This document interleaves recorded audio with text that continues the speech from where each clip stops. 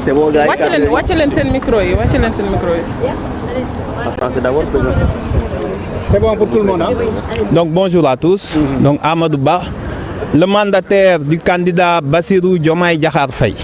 Nous avons le plaisir d'informer le peuple sénégalais que nos parrainages ont été validés. Certes, dans des conditions assez difficiles, c'est pour ça que ça a pris beaucoup de temps. Nos données étant confondues avec les données d'un candidat précédent. Donc c'est ces difficultés qui nous ont beaucoup retardés. Néanmoins, l'essentiel a été fait. On aura tous remarqué que le système de parrainage, c'est plus de la loterie, mais de la roulette russe. Et qu'il y a besoin et nécessité urgente de revoir et changer ce système.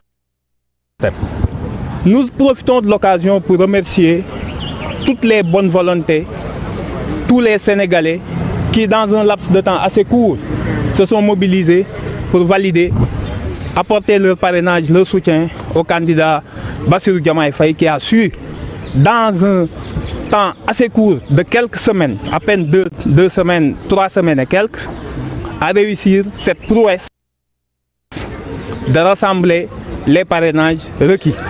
N'eût été ces histoires d'électeurs non identifiés dans le fichier, bien entendu, nous aurions passé cette étape avec brio.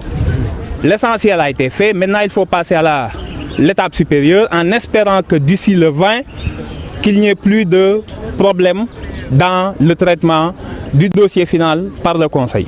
Je vous remercie. Certains ont prétendu que votre dossier a été tripatouillé au premier tour. Est-ce que vous, en tant que mandataire, vous pouvez confirmer ces allégations?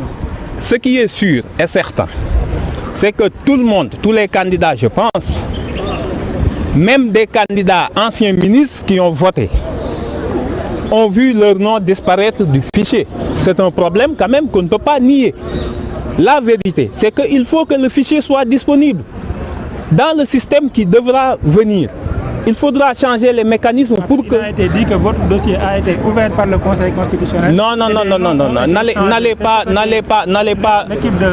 N'allez pas trop vite en besogne. N'allez pas trop vite en besogne. Ce qui est sûr et certain, c'est que les 12 000 personnes, quand le Conseil nous a remis notre clé, nous l'avons analysé, nous avons constaté que les 12 000 personnes qui sont déclarées inconnues du fichier, en réalité, leurs données personnelles ont été changées.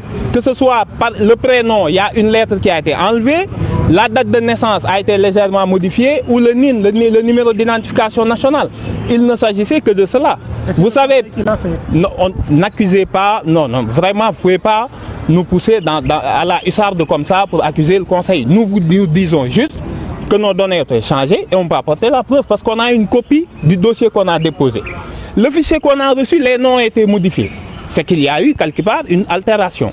Cette étape étant passée, je pense que l'essentiel c'est on va se tourner vers le futur en espérant qu'il y ait plus d'accrocs pour la suite. Donc di wax asalaamaaleykum di nuyu mbokk yi di wax ni rek man la Amadou Ba mandataire candidat Bassirou Diomaye Diakhar Faye di leen wax ni rek ñu ngi am sant yàlla gu rëy di wax ni suñuy parrainage validé nañ ko xawoon naa nag jafe ndax yàgg nañ ci biir lool ndax ay jafe-jafe pour traiter clé bi li indi jafe-jafe yi mooy lu ci yàgg ñoom bi ñuy bind ak li ñuy traiter candidat ñun bi nga xam ne moo ñu jiitu ay données lañ ñu jox donc ñoom pendant longtemps ñu ngi traiter données kooku te xamuñu ni du suñu bos donc loolu moo ko xaw a tardeel mais yàlla def na ci jàmm ñuy remercier le peuple sénégalais bi nga xam ni ci diir bu ndaw contrairement à ñi si des fexe nañ ba Bassirou Diomaye Faye am parrainage yu doy te ñëpp xam nañ ni parrainage même ñetti weer doyul pour nga matal ko donc ñu ngi remercier le peuple sénégalais ñëpp ñi nga xam ni mobiliser nañ seen énergie di ñaan yàlla fii ak élection yi di ñëw régime bi bañ a indeeti benn problème parce que mbir mi jaxasoo na ba pare nañu xool léegi lan mooy ñoŋal élection yi pour jàmm mën a am ci réew mi merci. jërëjëf gis ngeen kàddu yi nga xam ni moom la Amadou Ba nekk mandataire ci ki nga xam ni moom mooy Bassirou Diomaye Diakhar Faye daa di yëkkati léegi dikk na ci validation par état bu parrainage ki nga xam ni moom mooy Bassirou Diomaye Faye. Alors am na ku nekk si ligne bi daal di koy jël teewlu li nga xam ni moo di réaction am. asalaamaaleykum.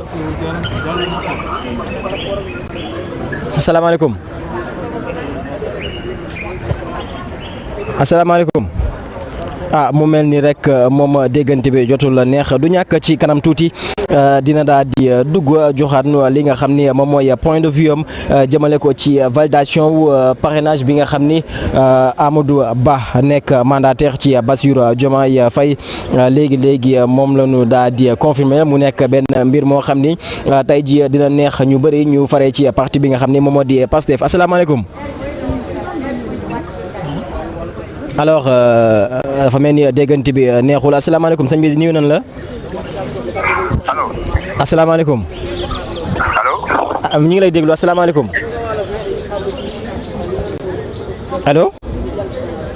Voilà moom daw na 77 353 54 04 rek ngeen di def daal di am li nga xam ni moom mooy dossier wu Bassirou Diomaye Faye moom laa leen doon wax léegi Bassirou Diomaye Faye moom nag mi ngi daal di am lu toll ci 45 729 parrain moom nag nu daal di ko nu laajoon ko lu toll ci 44 231 maanaam li nga xam ni moom mooy lim bi gën a néew ci li nga xam ni moom war a am pour valider dossier wu jëmale ko ci wàllum parrainage yi moom Bassirou Diomaye nag lu mu jot a am mi ngi toll ci 45 000 loolu nag moo ko daal di permettre mu daal di jàll ci état bu parrainage yi moom Amadou Ba nee na tey ji leen rek dañuy daal di def mooy xaar seen tànk tubéy ba daal di jàll ci étape bi nga xam ne moom moo ci daal di topp pour nu mën a dem ci élection présidentielle 2024 waaye aussi moom ba tey bu nu sukkandikoo ci ay kàddoom mi ngi nuy daal di xamal ni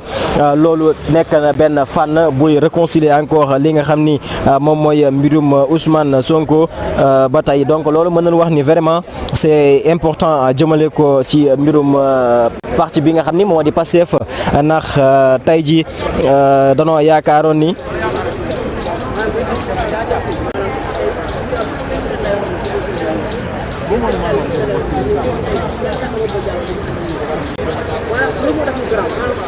moom Amadou Ba dégg ngeen kàddu yi nga xam ni jot na ko daal di yëkkati dinu xamal ni dinu daal di xamal ni mbirum moom candidature am nag jotoon ko daal di validé dinu wax ni actuellement dafay daal di def li nga xam ni moo di focus comme ni ko ñi faree ci parti bi di Pastef di waxee ci li nga xam ni moo di organisation wu élection yi waaye aussi ci li nga xam ni moo di anam bi nga xam ni moom nañu daal di amalee lii di campagne électorale alors moom Bassirou Diomaye bu daal di jàllee dañuy xaarandi rek ki nga xam ni moom mooy El Hadj Abdourahmane Diouf moom bu daal di jàllee kii di Bougane Gueye Dany moom moo ci topp le temps que nag mandataire yi di dikk.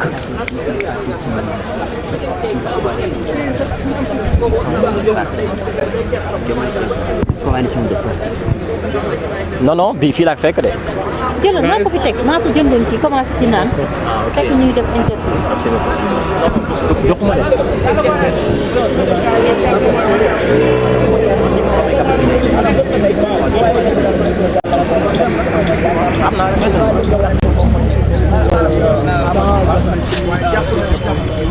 alors ki nga xam ni moo di Abdourahmane Diouf moom moo ci daal di topp nuy xaarandi rek moom tey ji lan lay daal di jëlee fii ci biir conseil constitutionnel waaye moom aussi bu daal di jàllee ki nga xam ni moo di Bougane Gueye Dany gëm sa bopp moom moo ci daal di topp 77 353 54 04 mooy numéro bi ngeen xam ni moom ngeen war a def daal di mën a joxe seen point de vue jëmale ko ci li nga xam ni moom mooy mbirum parrainage yi naka noonu aussi ñu ngi jaajëfal bu baax a baax mbokk internautes yi gis ngeen réaction yi nga xam ne ñu ngi koy jot a amal Diouf Bass ñu ngi lay daal di jaajëfal bu baax a baax Adama Balde Aïssata Ba ñu ngi lay jaajëfal bu baax a baax Moustapha Dieye Papa Gaye Fallou Gaye ñu ngi lay jaajëfal bu baax a baax Dave Diop Ndeye Fatou Kiné ñu ngi lay jaajëfal bu baax a baax Amadou Diouf nag dafa daal di wax benn wax bu am solo nee na le véritable travail vient de commencer moom nag nee na liggéey dëgg mi ngi soog a tàmbali ginnaaw bi Bassirou Diomaye Diakhar Faye daal di valider wàllum parrainage am fii ci biir conseil constitutionnel mais xam na ni tey jii desaat na beneen étape bu nga xam ne naka le 20 janvier incha allah dañu koy daal di publier c'est le 2024 donc moom Bassirou Diomaye dina daal di am daan am yaakaar dina bokk si ñi nga xam ne nag ñooy porter projet bi nga xam ni moom la Ousmane Sonko daal di tàmbali waaye aussi sa wet ga aussi am na ñeneen candidat yoo xam ne ñu war nañu mën a porter aussi li nga xam ni moo di flambeau boobu ku ci mel ni doyen Habib Sy waaye aussi ku ci mel ni Cheikh Tidiane Dièye actuellement nag ki nga xam ni moo di Bassirou Diomaye comme nuñ koy doon xaaree depuis si suba ba léegi rawatina si ñi nga xam ne nag ñooy di ay sympathisants Ousmane Sonko gis nañ ni jot na daal di am gain de cause ginnaaw liggéey bu am solo bi nga xam ne président Ousmane Sonko jot na ko daal di tàmbali nuy xaarandi rek ana lan mooy doon beneen phase bu suivante bi ndax booy xool moom mbirum Ousmane Sonko jusqu'à présent kenn mënu la wax ni si la bokkul parce que maître gis ngeen ko léegi ginnaaw déclaration bi nga xam ne jot na ko def mu ni assuré la que daal dinay déposer benn recours boo xam ne fii ak ay fan yu néew dina si am benn jeexital donc moom Bassirou Diomaye daal di ñëw valider parrainage am mu nekk benn liggéey boo xam ni c'était un peu trop difficile depuis bu nu commencé amal li nga xam ni moo di wàllum